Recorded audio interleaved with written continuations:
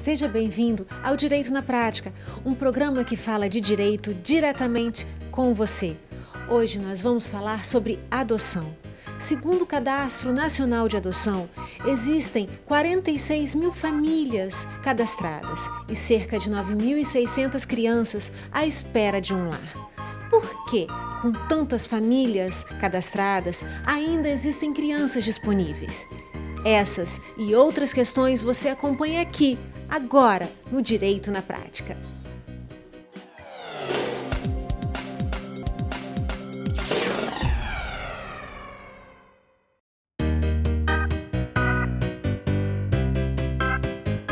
A adoção no Brasil é regida pelo Estatuto da Criança e do Adolescente, o ECRIADE. Adotar uma criança é estabelecer um vínculo legal entre duas pessoas por intermédio de um ato jurídico, permitindo que um indivíduo seja legal e permanentemente assumido como filho por uma pessoa ou por um casal que não são seus pais biológicos. Além disso, a adoção é responsável por muitas histórias de amor, superação e felicidade. Formar uma nova família exige preparação e disposição. E como a adoção funciona na prática? Eu converso com Ive Campanha, psicóloga e mestre e doutoranda pela UFES. Ive, muito obrigada por ter aceitado o convite do Direito na Prática. Boa tarde, eu que agradeço a oportunidade de estar aqui conversando com os ouvintes, com os telespectadores, com você também, Patrícia. Obrigada. Nós sabemos que tem muitos filmes que falam sobre a adoção. Houve um filme recente da Sandra Bullock que ela adotou um adolescente negro e ela lutou muito para sustentar essa adoção. Existem casos nesse sentido? Na sua experiência, você viveu esse tipo de situação? Então, Patrícia, a adoção que a gente chama de adoção multirracial ou interracial, eu percebo, enquanto pesquisadora da temática, que esse tipo de adoção a gente vem conseguindo ter êxito no sentido de enfrentamento dos preconceitos que existem, das dificuldades que podem comparecer nesse tipo de adoção. E que o maior obstáculo para a gente no momento, para a gente, eu digo assim, para pesquisadores do tema, não é nem a questão da etnia ou da raça, ou dependendo do pesquisador, usa um certo termo, e sim a questão da idade. Eu diria que um desafio maior para a gente em relação à inserção de criança e adolescente em família substituta, que seria a questão da adoção, é a questão da idade, mas é um desafio maior do que a questão da etnia. Normalmente quem está adotando tem o peito livre de preconceitos, é isso? Eu não sei se livre de preconceito, acho que as pessoas estão em processo, ainda estão se trabalhando em relação aos medos, aos mitos, às dúvidas que elas têm, mas eu diria que a questão da idade ainda é um medo que ainda, vamos dizer assim, não foi ultrapassado, ainda tem sido um desafio para nós psicólogos trabalharmos com essa questão. E para a criança e o adolescente, o que é a expectativa de ser adotado? Então, como eu sempre gosto de ressaltar, a adoção, embora tenha um encanto, tem algo que é mágico, que é bonito, porque é o processo de você tomar como filho alguém que veio de uma outra história, e a partir daí ele vai fazer parte da sua história. Então tem um encanto em relação a isso, mas também tem um drama.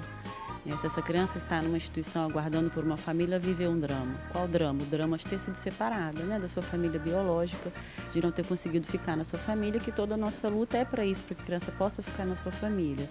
Então ela tem uma expectativa enorme, porque se ela está acolhida, esperando por uma adoção, significa que já foram rompidos todos os laços, com a família de origem, com os familiares extensos. Então ela está lá sozinha, esperando alguém que possa acolhê-la, que possa chamá-la de filha, que possa chamá-la de filho, que possa trazê-la para casa, cuidar dela, construir com ela uma história de amor, uma nova história. E as crianças que ficam nas casas de acolhimento, elas têm um acompanhamento psicológico para poder sustentar essa situação, esses sentimentos?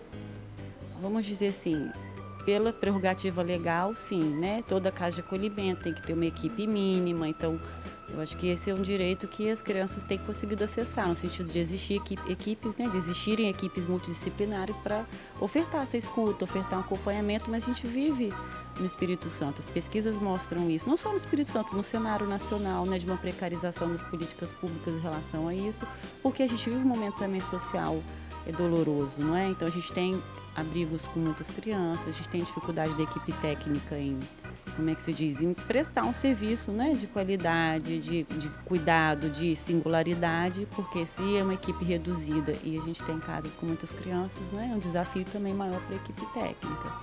Ive, muito obrigada, suas palavras foram ótimas. Eu que agradeço, Patrícia. Então, família, é isso. Você pode voar, mas tem que ter para onde voltar. Não saia daí, porque no próximo bloco continuamos falando sobre adoção.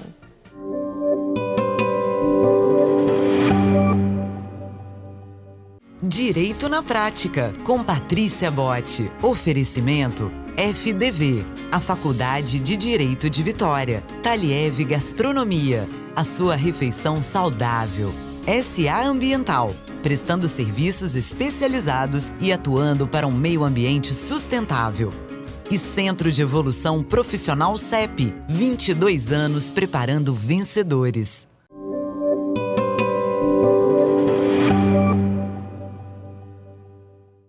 Estamos de volta com Direito na Prática, falando sobre as questões mais interessantes sobre a adoção. E eu converso agora com a Gisele Dutra, que é professora e mãe de um casal por adoção. Gisele, muito obrigada por ter mudado a tua agenda e ter vindo aqui no Direito na Prática. Eu agradeço a oportunidade, é sempre uma alegria falar de adoção. Você que adotou um casal, você pode contar pra gente como é que foi, como é que surgiu essa vontade de adotar uma criança? Uma não, né? Duas, uma depois da outra. Sim. Então, já faz 10 anos essa adoção, essa história. Então, há 10 anos atrás eu era casada, não tinha filhos e pretendia, né, ter filhos.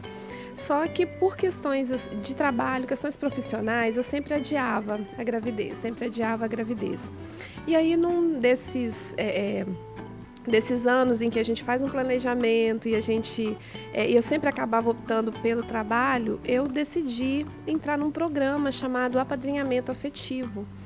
E alguns municípios têm esse programa, né? E aí, no programa Apadrinhamento Afetivo, eu conheci aquela que seria minha filha, né? A Elaine, ela tinha na época 10 anos, ela tinha 8 na verdade, né? Quando eu a conheci.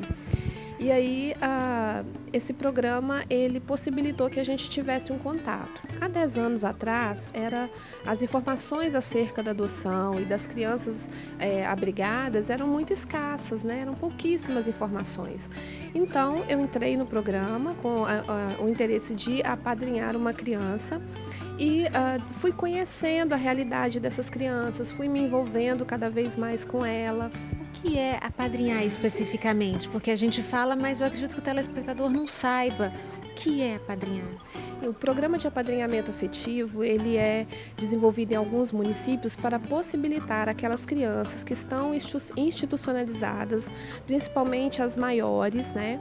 E aquelas que possuem alguma necessidade especial, para que garanta a elas o direito da convivência familiar e comunitária. E aí você queria apadrinhar? Isso, aí eu entrei no apadrinhamento, né? Mas eu não esperava que eu fosse me apaixonar por essa criança, que hoje eu entendo que era minha filha que estava me esperando mesmo. E aí eu fui conhecendo, né, a história dela e fui conhecendo o processo também, porque eu não sabia como funcionava, e vi que ela já estava destituída e vivia no abrigo há 3 anos. E eu fiquei tentando entender, buscar mais informações, o que ia acontecer com ela, né, se ela não fosse adotada. E aí eu soube que as crianças, os adolescentes, ao completar 18 anos, eles não têm mais, o Estado não cuida mais deles, eles têm que sair E para gente que teve família, sabe como é importante nessa fase, aos 18, aos 17, ter pai, ter família, e imaginar que você aos 18 anos... Exatamente, o que vai ser?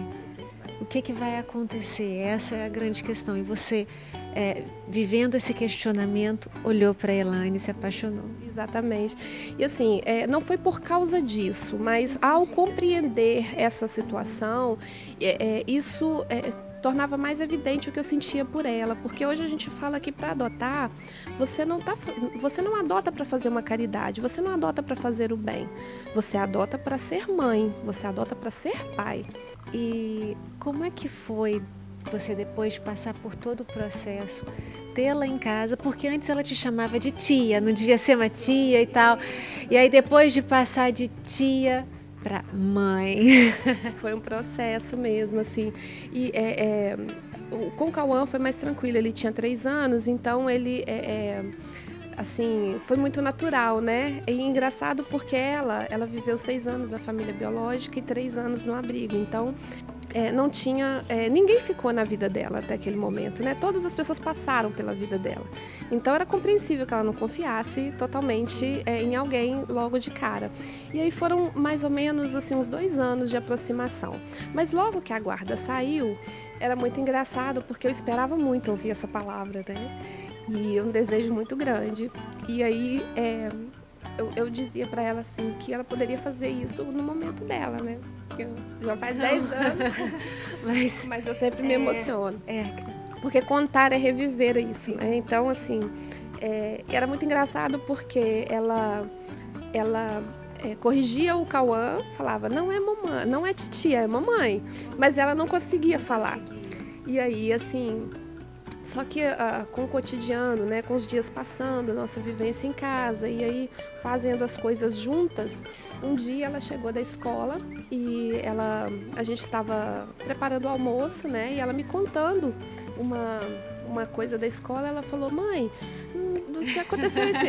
Aí eu parei e falei assim pra ela, falei, fala de novo. Aí ela, tia, e não sei o que. Aí eu falei assim...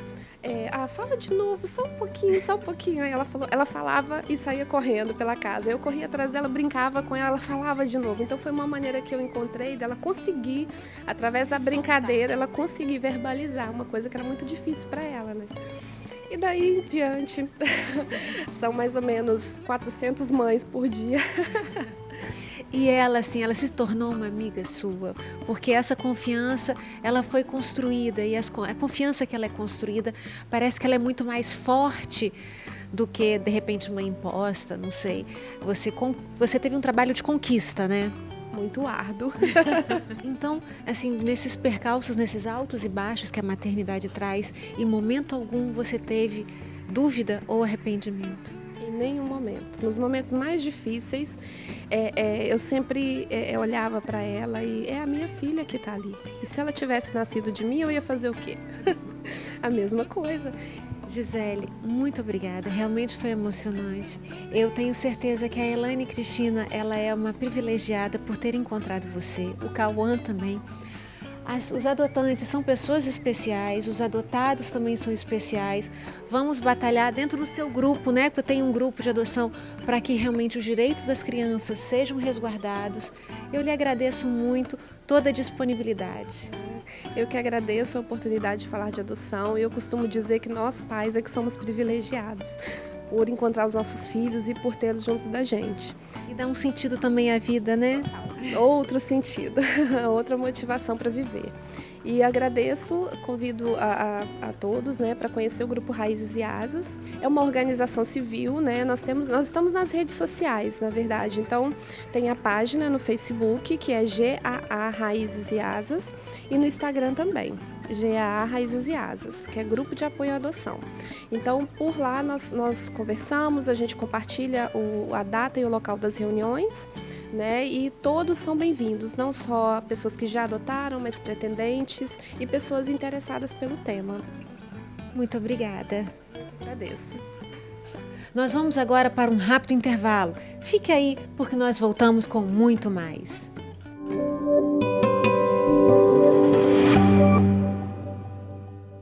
Taliev Gastronomia nasceu para atender quem procura se alimentar bem, com praticidade e qualidade.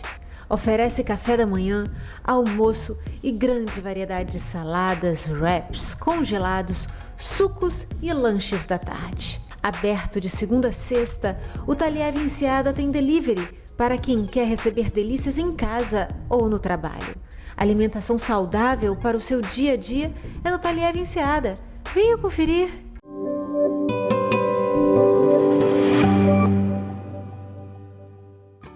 Estamos de volta com o Direito na Prática, falando sobre a adoção. Eu converso com a doutora e mestre Bruna Lira. Doutora, muito obrigada por ter vindo ao Direito na Prática. Só eu que agradeço mais uma vez. Doutora, vamos falar sobre o poder familiar. Antes ele não tinha esse nome, né? E o que é o poder familiar? Poder familiar é aquilo que vai instituir a relação entre pais e filhos. Ele era chamado de pátrio poder e por uma questão de uniformização e contextualização com a situação da família hoje, que é viva, que é prática, que é moderna e que está em constante transformação, a responsabilidade dos genitores é uma só. E é por isso que houve a mudança do nome. Essa mudança ela veio com a lei da adoção ou foi antes disso? A mudança foi para o Código Civil e depois houve a transformação na própria lei da adoção, que entendeu por bem manter uma uniformidade de nomenclatura no Código Civil e na lei da adoção.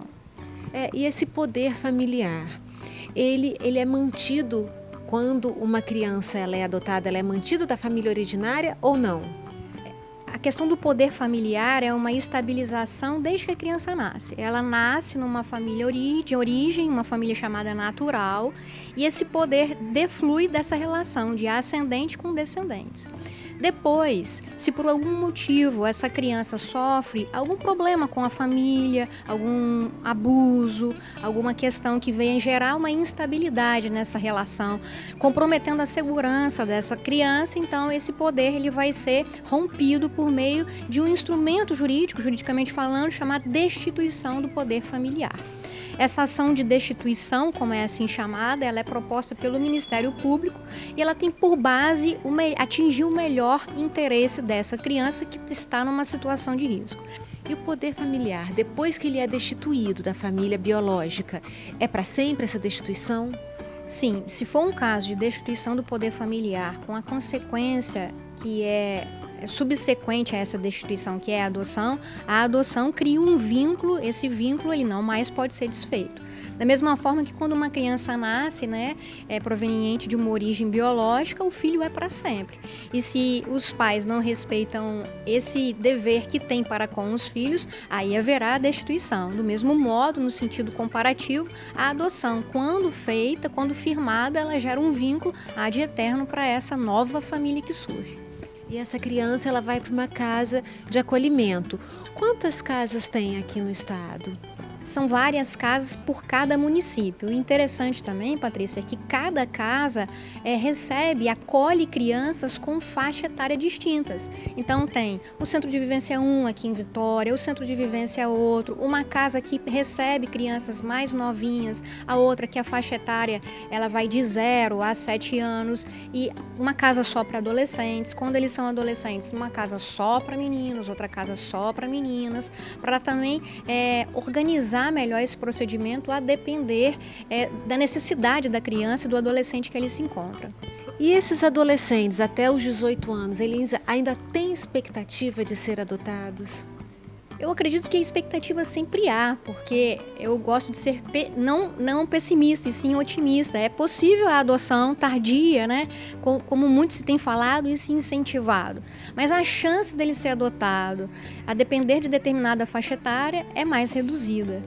Existe alguma forma de se verificar a lisura, a veracidade da bondade das pessoas que estão se cadastrando no Cadastro Nacional de Adotantes?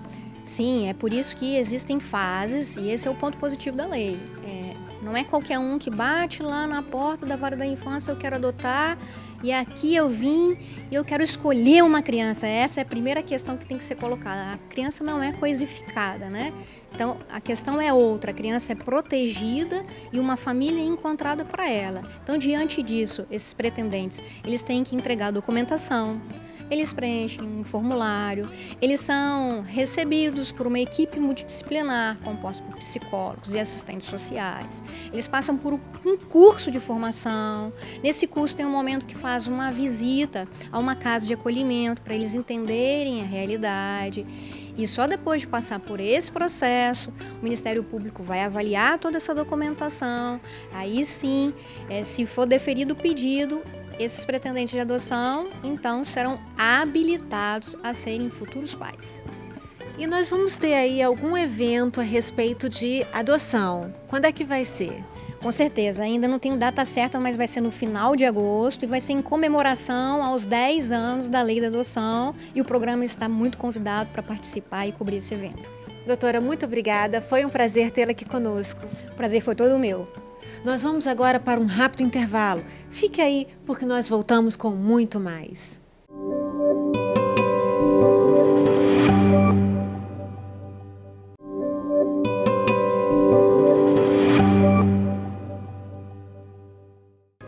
Estamos de volta e agora você confere a parte final do nosso bate-papo sobre a adoção. Eu converso com a doutora Jéssica Luz, promotora de justiça da primeira promotoria da Infância e Juventude de Vitória. Doutora, muito obrigada por ter vindo ao Direito na Prática. Obrigada a você pela oportunidade de estarmos aqui falando sobre adoção. Qual é a atuação do MP nos processos de adoção? Então, no processo de adoção, o Ministério Público ele trabalha como fiscal da lei, verificando a idoneidade do processo de adoção e principalmente da habilitação e da preparação para a adoção, que é o pior, que é o processo de destituição do poder familiar. O Ministério Público também atua na verificação, na fiscalização das casas de acolhimento? Sim, nós temos essa atribuição de fiscalizar as entidades de acolhimento. Aqui em Vitória nós temos 9 entidades de acolhimento de crianças de 0 a 12 e adolescentes de 12 a 18 anos. Eu estava conversando também sobre várias formas de adoção. Conversamos sobre a adoção brasileira e existe também a adoção consensual, que eu sei que é a sua queridinha, né, doutora? A senhora poderia falar um pouquinho sobre a adoção consensual? Sim, a adoção consensual é a adoção direta ou intuito persona, né, que é prevista em alguns dispositivos de uma forma indireta e é usada por alguns doutrinadores para defender a adoção direta, a entrega voluntária da criança pelo pai e pela mãe.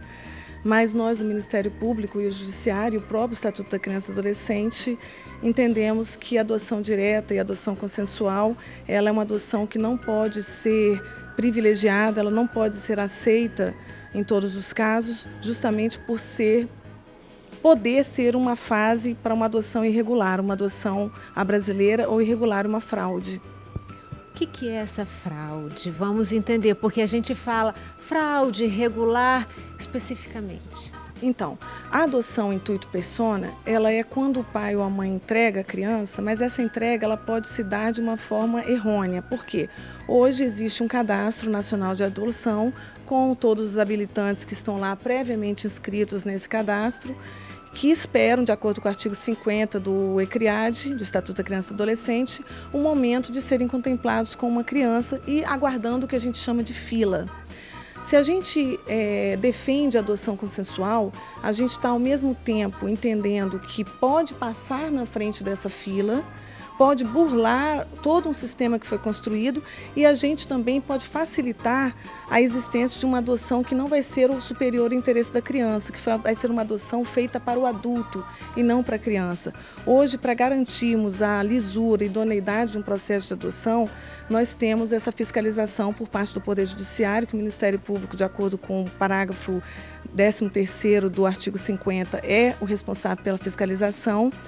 Nós temos a segurança de que essa adoção vai passar por uma fase de habilitação, os pais vão ser preparados, ter idoneidade física, moral, social para receber essa criança, passar por um curso de preparação, passar por uma série de estudos psicológicos e assistenciais que a gente não tem na adoção direta. A adoção direta, a mãe escolhe uma criança e dá.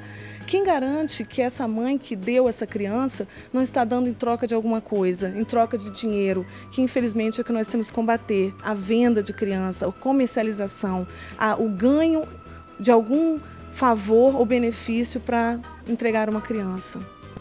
E a gente sabe que no Cadastro Nacional de Adoção existem muitas famílias que estão ali dispostas e também existem crianças que estão à procura de um lar. Por que essas crianças que estão ali à procura não encontram os pais ali? Parece que é um contrassenso, né? Sim, nós temos, infelizmente, muitas vezes que receber crianças que já estão em idade tardia, mas que agora, pela fase de vida que elas se encontram, os habilitados, os pretendentes habilitados, não estão preparados para recebê-la. A maioria dos habilitados, eles querem um bebê, eles querem o sonho da maternidade, o sonho da maternagem. Então, como disse a doutora Bruna, também é muito complicado a gente imputar ao adotante, ao habilitante, essa responsabilidade para fechar a conta. A gente diz que a conta não fecha. A conta não fecha porque nós temos muito mais crianças e adolescentes no abrigo do que temos habilitados. Doutora, muito obrigada. Realmente, assim, é um tema que mexe com a gente, é um tema que parece que não tem fim a luta, não é verdade? E muito obrigada, parabéns pelo trabalho da senhora. Obrigada a vocês, estamos à disposição para quaisquer dúvidas. Obrigada. E assim acaba mais um Direito na Prática. Porém, antes eu faço questão de agradecer aos meus parceiros, a Regina Pagani, que me veste, e a Raquel Pinheiro, que faz a minha maquiagem. Fique conosco e acompanhe o programa pelas redes sociais, Facebook Direito na Prática, Instagram TV Direito na Prática e no YouTube Direito na Prática com Patrícia Botti. Até o nosso próximo encontro.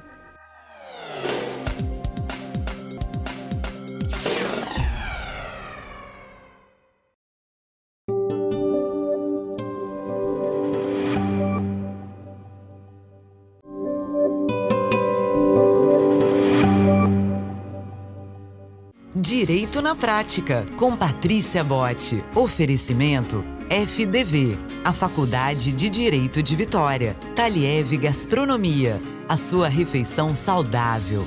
SA Ambiental, prestando serviços especializados e atuando para um meio ambiente sustentável.